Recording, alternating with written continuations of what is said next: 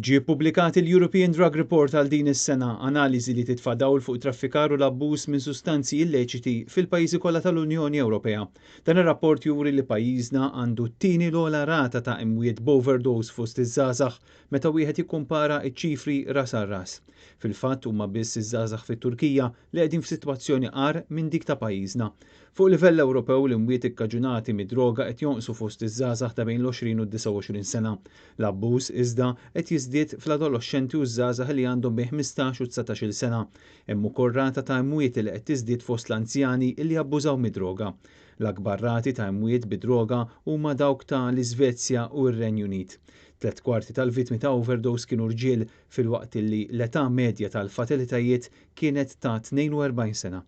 Intant, dan ir-rapport jindika li f'pajjiżna fl-2017 tqassmu mal-276,000 siringa għal persuni li huma dipendenti mid-droga bħala parti minn programm ta' riabilitazzjoni.